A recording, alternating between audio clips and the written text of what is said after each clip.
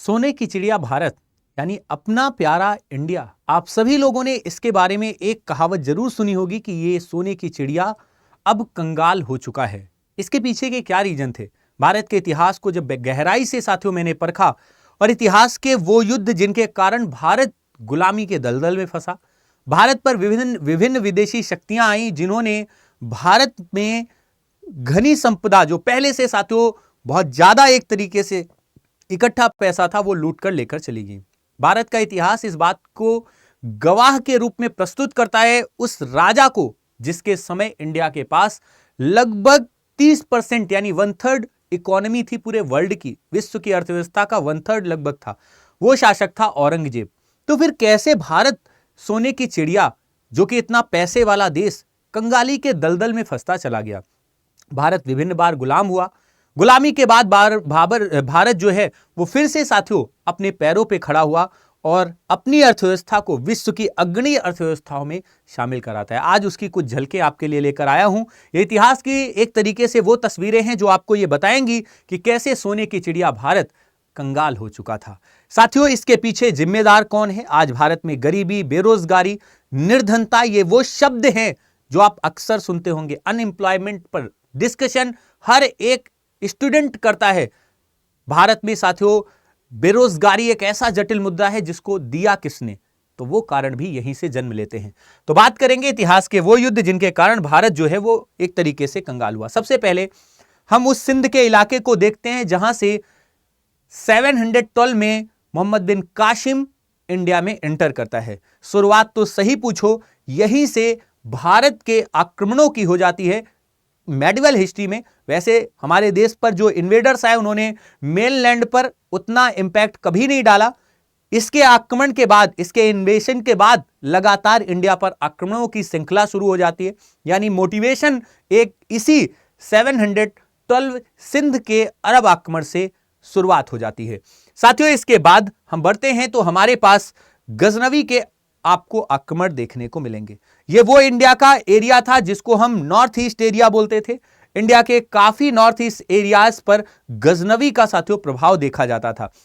गजनवी ने इंडिया की संपत्ति को जरूर लूटा लेकिन उतना भारत को गहराई से कंगाल नहीं कर पाया। सोमनाथ जैसे गुजरात के टेंपल्स इसने तोड़े, वहां के कमरों में बंद सोने चांदी के जो जेवरात थे, जो ज्वेलरीज थी और बहुत सारी धन संपदा जो है वो ये लूट कर अपने देश चला जाता है। बट भारत अभी भी कंगाल नहीं हुआ था। याद रखना, जितना इसने लूटा उससे ज्यादा भारत थोड़े ही दिनों में इकट्ठा कर लेता है। हमारे देश पर गौरी का आक्रमण हुआ और धीरे धीरे दिल्ली सल्तनत जो है वो स्टैब्लिश हो गई। दिल्ली सल्तनत के स्थापित होते ही क्या गौरी संपदा लूटकर अपने देश चला गया? कतई नहीं। ध्यान रखना, गौरी उतना ही धन अपने भारत से ले जा पाया जितना उसको स्टार्टिंग में, जब साथियों वो लगभग 1191 में जब वो डिफीट खाता है, उसके पहले जो क्षेत्र उसने जीते वहीं से उसने जो भी पाया वो पाया। उसके बाद वो इंडिया पर एक ऐसे रूलर के रूप में डोमिनेट करने लगा। 1192 तराइन का सेकंड युद्ध आप सभी जानते हैं। उसके बाद गौरी का इंपैक्ट भारत की तरफ हो गया और वो भारत के अंदर रह के काम करने लगा। ध्यान रखना, इसके बाद ये दिल्ली सल्तनत आती है जहां पर कुतुबुद्दीन ऐबक हो या साथियों उसके बाद सेकंड डायनेस्टी खिलजी डायनेस्टी, इसके बाद आपके तुगलक, सैयद लोदी, ये सारे इंडिया में ही रहते हैं। अपना पैसा भारत के बाहर ये लोग नहीं भेजते। बट एक चीज यहां पर आपको देखने को मिलेगी, सबसे पहला भारत में पैसे लूटकर बड़ी मात्रा में जाने वाला जो व्यक्ति था वो था तैमूर लंग। साथियों 1398 में उसने बहुत सारा पैसा इंडिया का लूटा। इंडिया के लगभग दिल्ली से आगे बढ़कर कन्नौज तक के इलाके को उसने अपने प्रभाव में रखा। तो ये वो पहला ऐसा समय था जब इंडिया ने अपने पैसे को बड़ी मात्रा में खोया था। ध्यान रखना, ये आपको याद रखना है। और ये ईयर था 1398 का, 1398 का, जब तैमूर ने साथियों आक्रमण किया था। ये साथियों आपको एरिया दिख रहा होगा जो तैमूर का था, जहां पर तैमूर ने आक्रमण किया था, अटैक किया था और इस एरिया के जितने भी एक धन संपदा थी वो लूटकर यहां से चला गया था। इसके बाद साथियों बात होती है बैटल ऑफ पानीपत की। यहां से मुगलों के रास्ते इंडिया के लिए खुल जाते हैं। साथियों बाबर का जो प्रभाव था वो इंडिया पर इतना ज्यादा था कि उसने पैसा भारत से स्टार्टिंग में खूब लिया, 1526 के बाद उसका पूरा फोकस जो है वो साथियों इंडिया की तरफ हो गया। इसके बाद उसने भी भारत के बाहर पैसे नहीं भेजे। इसके पहले जो ले गया वो ले गया। तो सेकेंड टाइम ऐसा था जब इंडिया का कुछ मात्रा में पैसा भारत के बाहर गया, लेकिन जब बाबर यहां का रूलर ही बन गया तो फिर उसने पैसा इंडिया का इंडिया में ही रहने दिया। बाबर के बाद हुमायूं, हुमायूं के बाद साथियों फिर आपका शेरशाह सूरी, और इसके बाद अकबर, जहांगीर, इसके बाद साथियों शाहजहां और औरंगजेब। इन चार के बीच में इंडिया पर कोई बड़ा विदेशी इन्वेडर नहीं आया जो भारत को पूरी तरीके से लूट सकता। औरंगजेब की डेथ के बाद इंडिया का बुरा वक्त शुरू होता है तब जब साथियों औरंगजेब की मृत्यु हो जाती है, और उसकी मृत्यु के बाद नादिर शाह, साथियों याद रखना आप सभी को, 1739 में अटैक करता है। यह नादिर शाह का वो अटैक था जब भारत पूरी तरीके से मोहम्मद शाह रंगीला के रेन में चल रहा था। मोहम्मद शाह रंगीला अपनी एक मौज मस्त वाली जिंदगी को जी रहा था। उस टाइम भारत को यह पता भी नहीं था कि उसके ऊपर इतना बड़ा विदेशी अटैक होने वाला है। नादिर शाह ने भारत के बहुत बड़े संपदा धन को साथियों लूटा। इस बीच में आपको याद रखना है 1707 में इंडिया के पास विश्व का लगभग 30% धन हुआ करता था, यानी पूरे विश्व के पास अगर 100 रुपए थे तो उसका 30 रुपया इंडिया के पास था। 30% मनी वर्ल्ड की साथियों इंडिया के पास इस समय थी। आप सोच कर देखो, कैसे कह दें कि आखिर मुगलों ने भारत को बर्बाद कर दिया।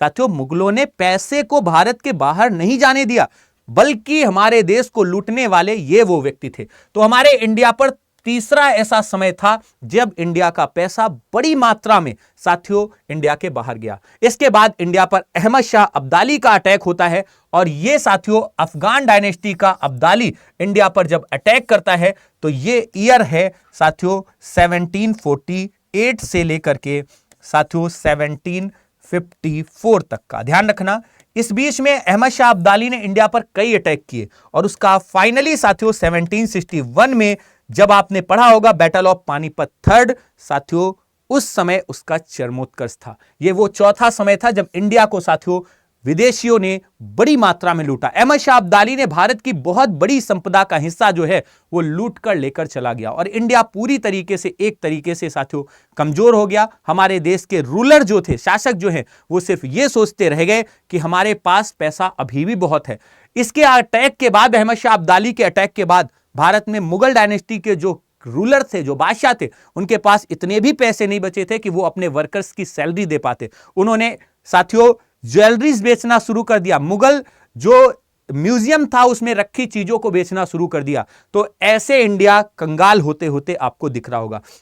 बची खुची साथियों चीजें जो हैं वो हमारे इंडिया पर साथियों ब्रिटिशर्स के आने से शुरू हो जाती हैं। तो पांचवा वो दौर है जब भारत को लूटने के लिए हमारे ब्रिटिश आते हैं, ध्यान रखना। और इन ब्रिटिशर्स ने इंडिया को सबसे ज्यादा लूटा है। ध्यान रखना, ये ब्रिटिशर्स हमारे इंडिया को सबसे ज्यादा कैसे लूटते हैं। आप सभी को पता है, हमारे ब्रिटिश ईस्ट इंडिया कंपनी जब आई तो आप सभी को याद होगा 23 जून को वो डेट थी जब 1757 को बैटल ऑफ प्लासी होता है। प्लासी के युद्ध में हमारे बंगाल के नवाब, सभी को पता है, सिराजुद्दौला को पराजित कर दिया जाता था। डिफीट हो गया साथियों, पराजित हो गया। और पराजित होने के बाद इसके ऊपर कई सारी एक तरीके से शर्तें थोप दी गई। इसके बाद जो मीर जाफर था वो नवाब बना। नवाब ने क्योंकि अंग्रेजों की सहायता लेकर, ब्रिटिशर्स की सहायता लेकर के गद्दी पाई थी, तो अंग्रेजों को खूब धन संपदा देना शुरू कर दिया। इसके बाद धीरे धीरे बंगाल में पहली, बंगाल में दूसरी और बंगाल में तीसरी क्रांति होती है, जिसमें क्रमशः मीर जाफर, मीर कासिम और फिर मीर जाफर नवाब बनाए जाते हैं।